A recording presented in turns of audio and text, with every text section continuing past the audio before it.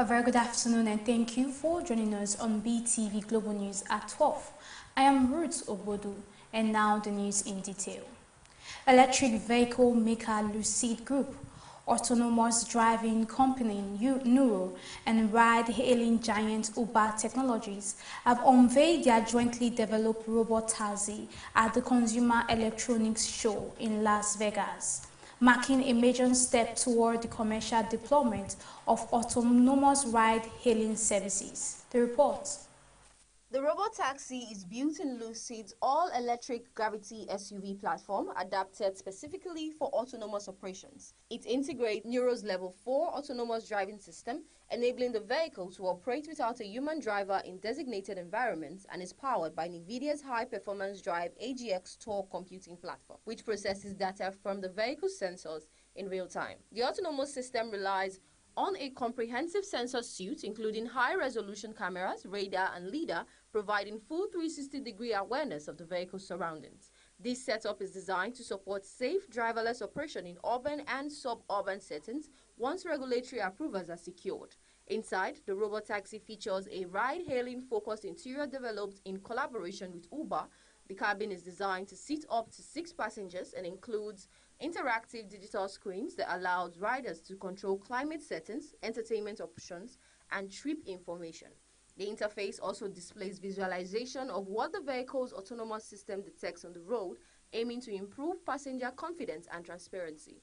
The companies confirmed that on-road testing has already begun in the San Francisco Bay Area, with trained safety operators currently on board as part of the validation process. This testing phase is intended to evaluate real-world performances, safety, and reliability ahead of wider deployments. Production of the robot-taxi is expected to take place at Lucid's manufacturing facility in Casa Grande, Arizona, with vehicles built directly on the production line to incorporate autonomous hardware from the onset. The partners said this approach is intended to support scalability and reduce long-term deployment costs. Uber plans to integrate the robot taxis directly into its ride-hailing platform, allowing users to request autonomous rides through the existing Uber app once the service launches. Initial commercial deployment is expected to begin in select U.S. markets, starting with the Bay Area, before expanding further in 2026. The partnership brings together Lucid Electric Vehicle Engineering, Neuro's autonomous drive technology, and Uber's global ride-hailing net, positioning the companies to compete in the rapidly evolving robot-taxi market alongside established and emerging autonomous mobility players. The CES debut signals growing momentum in the push towards fully autonomous transportation as automakers and technology firms move from testing and prototype towards real-world commercial services. Temitope Oluwafemi report.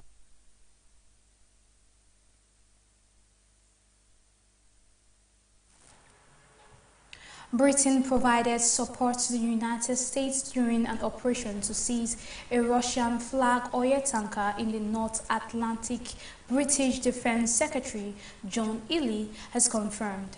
Speaking on the matter, Healey said the United Kingdom assisted the U.S. as part of ongoing cooperation between the two allies on maritime security and the enforcement of international sanctions. The report.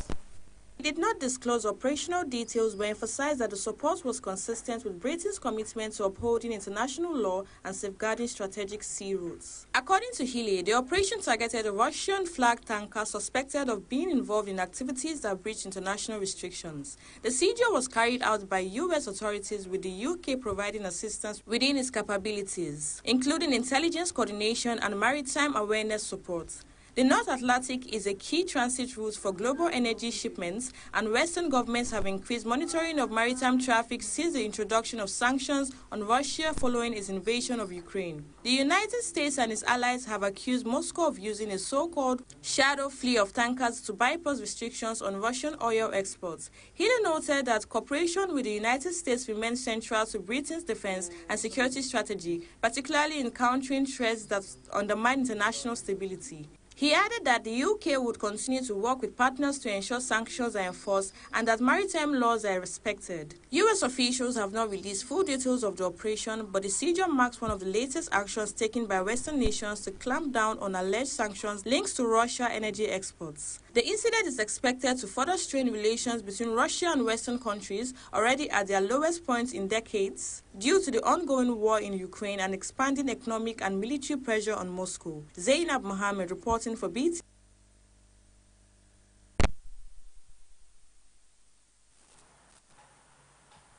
Ukrainian President Volodymyr Zelensky has renewed calls for progress on Ukraine's European Union membership talks and urged Kyiv's allies to impose tougher sanctions on Russia as the war enters another critical phase. The report.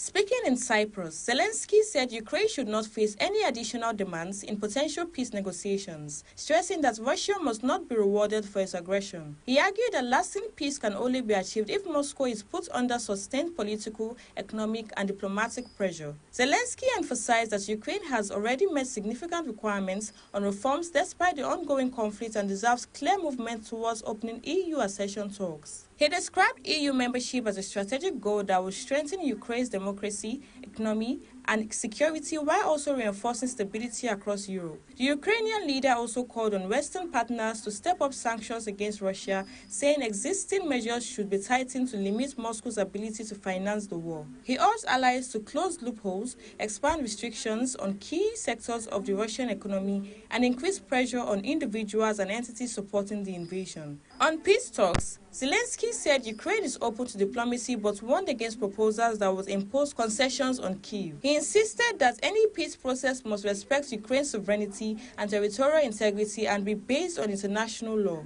Zelensky's comments come as Ukraine continues to seek stronger military, financial, and political support from its partners while Russia maintains its military operations. European leaders are expected to continue discussions on sanctions and Ukraine's EU part in the coming weeks. Zainab Mohammed reporting for Beetv.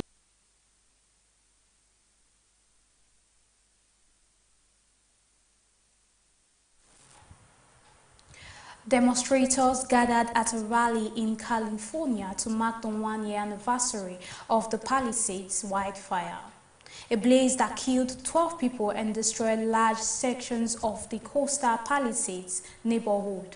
The report.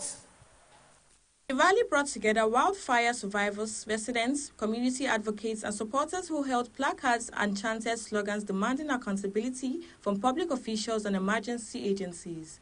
Many participants accused authorities of failing to act swiftly enough as the fire spread, allowing the flames to overwhelm homes and evacuation routes. Officials let us burn, a Palisades wildfire survivor said at the rally, drawing loud reactions from the crowd. Survivors recounted harrowing experiences of fleeing advancing flames, losing homes, and coping with the long-term emotional and financial impacts of the disaster.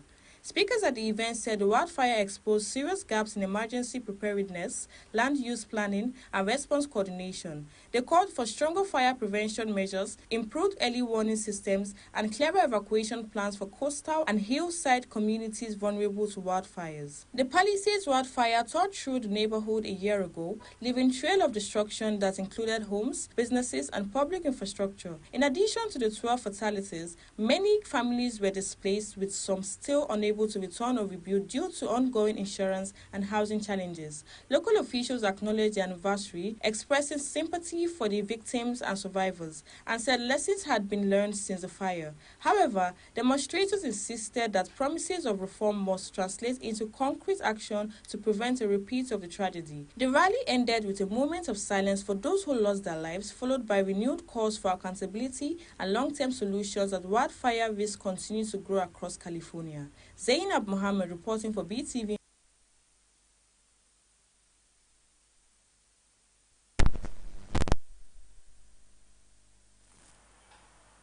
Colombian President Gustavo Petro has announced that he has accepted a proposal from United States President Donald Trump to meet in Washington, following their first official phone conversation, which lasted for more than an hour and helped calm rising tensions between the two countries. The report. To President Petro, the lengthy call marked a significant step toward restoring open dialogue between Bogota and Washington after weeks of diplomatic strain. The discussion reportedly covered key bilateral issues, including migration, security cooperation, trade relations, and regional stability in Latin America. Relations between Colombia and the United States had recently shown signs of tension driven by differences over migration policies, anti-narcotics strategies, and Petro's push for reforms that depart from traditional U.S.-backed security approaches. The phone conversation is seen by analysts as an effort by both leaders to prevent further deterioration and re-establish constructive engagement. President Petro described the call as frank and respectful, noting that both leaders agreed on the importance of maintaining strong diplomatic ties, given Colombia's status as a key U.S. ally in the region. He added that the planned meeting in Washington would provide an opportunity for more in-depth discussions and clearer understanding of each country's priorities. While no specific date has yet been announced for the meeting, officials from both sides are expected to begin preparations in the coming days. The White House has not released detailed comments on the call but confirmed that President Trump is open to continue dialogue with the Colombian leader. The upcoming meeting is expected to focus on easing political tensions, strengthening cooperation on security and economic matters, and redefining aspects of the long-standing partnership between the two nations. Observers say the talk could play a crucial role in shaping U.S.-Colombia relations in the months ahead. Evelyn Isibla reporting for Beetv News.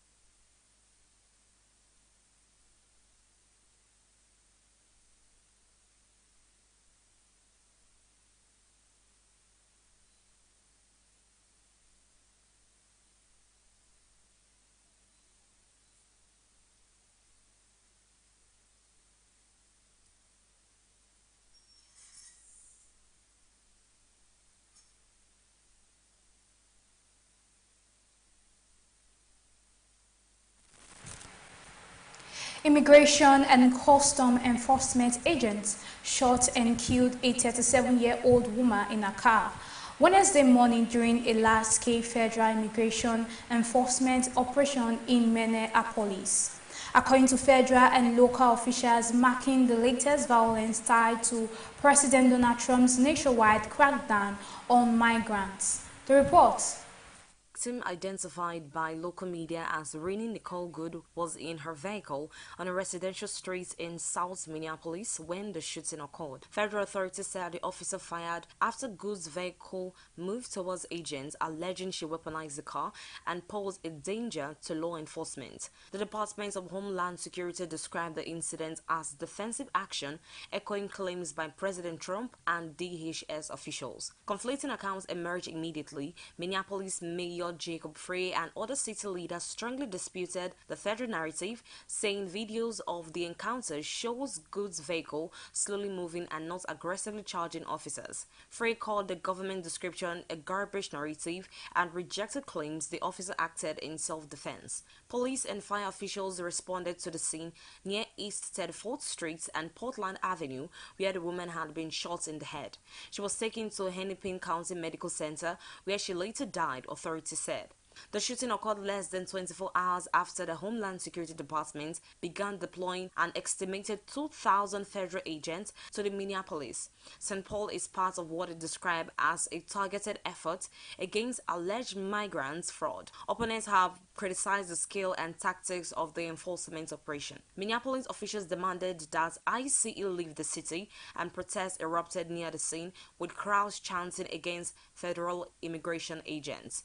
Minnesota Governor Tim Walz said he had seen video of the shooting and called for a full investigation. The FBI and the Minnesota Bureau of Criminal Apprehension have been asked to review the use of force. The incident has deepened national debate over immigration enforcement and the use of lethal force by federal agents. Evelyn Isibla reporting for Beetv News.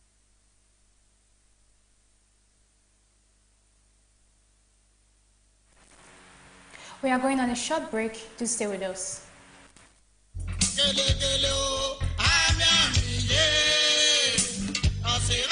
Gone but not forgotten. Our dearly beloved mommy and matriarch, late Madam Gift Soe Irabo. Mommy, it's been 8 years since you left us in this sinful world, and just like a burnt down library, our world crashed when death took you away from us. As our mother, grandmother, great-grandmother, sister, aunt, and mother-in-law, we will not forget in a hurry the great lessons you taught us, especially your prayerful lifestyle that brought us closer to God. We remember your undying love, care, and passion for God and man. The entire family of Yorama Erabo of Ogo Town in Orion local government area of Edo State cordially invites the public to the 8 years remembrance of their daughter, mother, grandmother, and great-grandmother, Madam Gift Soe Erabo. Date, January 13, 2026. Venue, Rose Garden Event Center, number 22, Giwa Amu Street, off Airport Road, GRA, Benin City. Time,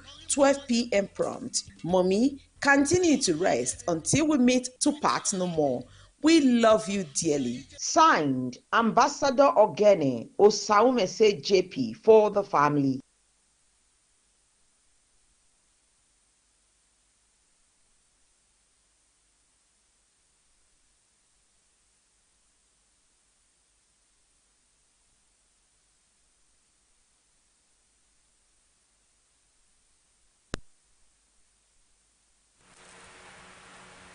Welcome back, and now to the business news.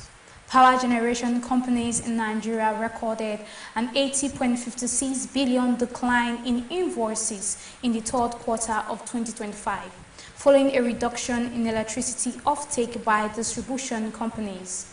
Data from the Nigeria Electricity Regulatory Commission shows that GenCo's billed 782.46 billion in third quarter, down from 863.02 billion in the second quarter. The decline was driven by a 6.08% reduction in energy offtake by DCOs. The report. The open-ended subsidy regime exposes the government to unpredictable obligations due to volumetric risk and rising generation costs, especially when thermal power dominates. The Commission disclosed monthly subsidies of 163.7 billion naira in July, 153.32 billion naira in August, and 141.72 billion naira in September. Under the Discusses Remittance Obligation Framework, NBET issued 323.70 billion naira in adjusted invoices, while Discos remitted 308.25 billion naira, achieving a 95.23% performance. All Discos except Kano, Benin, Jos, and Kaduna achieved full remittance, while reduced offtake is expected to impact gen costs and power supply to cooking gas price stabilize around 1,000 per kg as supply improves.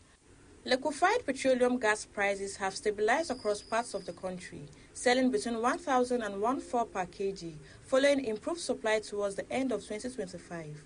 A market survey shows consumers in Lagos, Ogun, Oyo, and other states purchasing LPG at 1,050 naira to 1,400 per kg, with some major markets selling directly at 900 per kg. The improved availability follows severe scarcity in September and October, when prices surged to nearly 2,000 per kg due to a strike by the Petroleum and Natural Gas Senior Staff Association of Nigeria during a dispute involving the Dangote refinery. The national chairman of the LPG retailer branch of Nupeng, Ayobami Olaminoye, said the market has relatively stabilized, with gas now available in Apapa, Lagos. He explained that retailers currently buy LPG at 960 naira to 1,050 naira per kg, while sellers offering lower prices are mainly plant owners selling directly to consumers. Despite the improvements, consumers remain hopeful that prices will fall below 1,000 per kg in the new year to encourage cleaner cooking. NRS tightens tax compliance with Pillarcraft e-invoicing accreditation. Pillarcraft Cloud Solutions has been accredited as a system integrator under Nigeria's new e-invoicing regime, as the government intensifies efforts to strengthen digital tax compliance. The accreditation was granted by the Nigeria Revenue Service in collaboration with the National Information Technology Development Agency. Under the NRS Merchant Buyer e-invoicing framework, Qualifying businesses are required to convert invoices into a prescribed digital format and transmit them to the national platform through licensed providers. Craft explained that its role is to connect business systems such as ERP, accounting and invoicing software to the NRS platform, ensuring secure transmission, validation and audit-ready records. The company also launched Uwasa Connect, a middleware solution designed to enable compliance without replacing existing systems. Founder Bayode Abi described e-invoicing as a broader tax and business transformation, noting that while the initiative supports Nigeria's tax digitalization drive, businesses may face additional integration costs and operational adjustments as enforcement strengthens. Zainab Mohammed reporting for Beetv.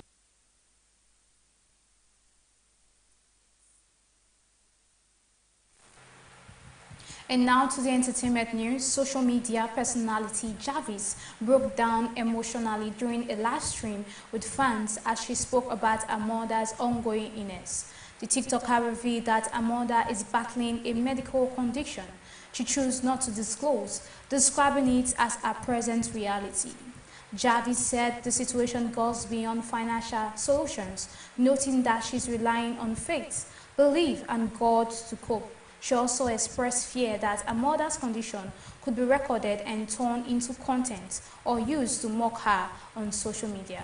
And also, Jim Legacy named runner-up on BBC Radio 1 Sound of 2026. The report revealed that her father has been absent from her life, adding that she has been searching for him on her own since he stopped calling when she was a child. According to her, he is Senegalese, and the emotional burden of her mother's illness combined with her father's absence has been deeply distressing. Nigerian music stars Adekunle Gold and Simi have welcomed twins, expanding their family. Adekunle Gold announced the news via his Snapchat story, expressing gratitude for what he described as a double blessing. Although the couple has not revealed the gender of the newborns, the announcement has drawn widespread congratulatory messages from fans, fellow celebrities, and industry colleagues.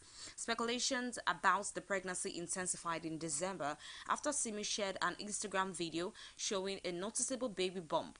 The couple, who got married in 2019 after years of friendship and musical collaboration, were both formally signed by X3M Music and remained one of the Nigeria's most admired celebrity couples. Rap polymath Jim Legacy has been named runner-up on BBC Radio's One Sound of 2026 list, which highlights the most promising new music talents for the year. The 25-year-old earned the recognition following widespread acclaim for his mixtape Black British Music 2025. Critics describe the project as a landmark moment for UK music, praising its emotional depth and cultural relevance. Born James Olaloye in Lewisham to Nigerian immigrants' parents, Legacy has largely withdrawn from public interviews following personal tragedies, including his mother suffering strokes, his brother battling psychosis, and the death of his younger sister from sickle cell anemia. He has said music became his outlet for healing, allowing him to translate deep emotions into art. And that's it on the entertainment news. Evelyn Zibli.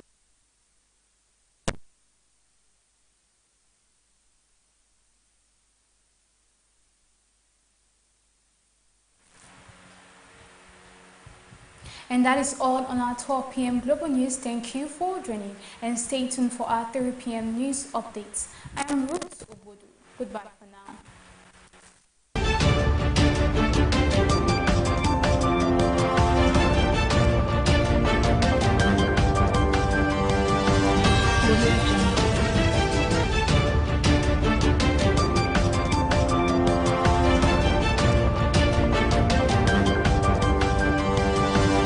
Religion.